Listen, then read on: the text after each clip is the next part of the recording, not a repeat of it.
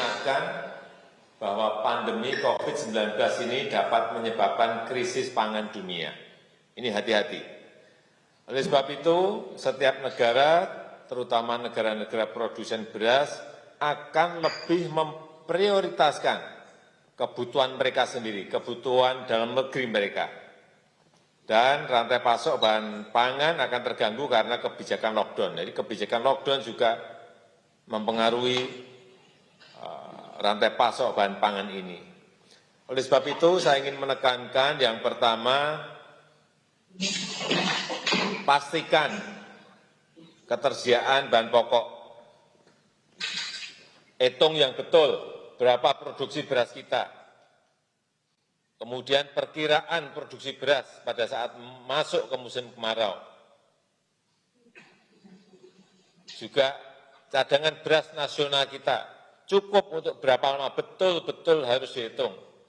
Jangan overestimate, tolong dikalkulasi yang cermat, dihitung yang detail, berbasis data-data empiris yang valid dan reliable. Yang kedua, rantai pasokan, supply chain, agar sesuai dengan dinamika pergerakan kebutuhan masyarakat.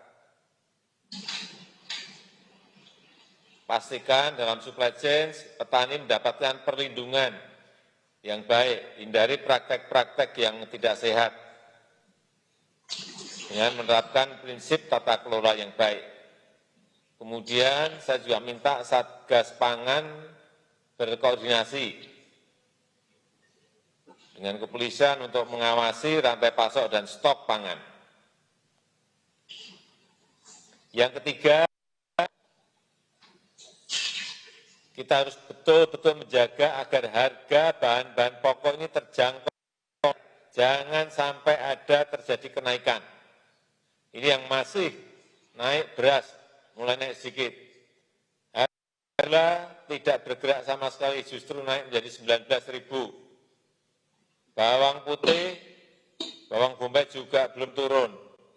Saya nggak tahu, ini dari Kementerian Perdagangan apakah sudah melihat lapangannya bahwa ini belum bergerak. Saya juga melihat di lapangan ini gabah keringnya turun 5%. Tetapi harga berasnya naik 0,4%. Ini ada apa? Tolong dilihat betul lapangannya. Lapangannya dicek betul. Ini pasti ada masalah. Kalau harga gabah kering giling turun, mestinya harga berasnya juga ikut turun. Petaninya nggak dapat untung, harga berasnya naik, masyarakat dirugikan. Ini yang untung siapa? Dicari. Jadi minggu kedua April, saya lihat yang masih naik harga daging sapi, cabai rawit, cabai merah, bawang merah, bawang putih, gula, dan harga yang turun daging ayam.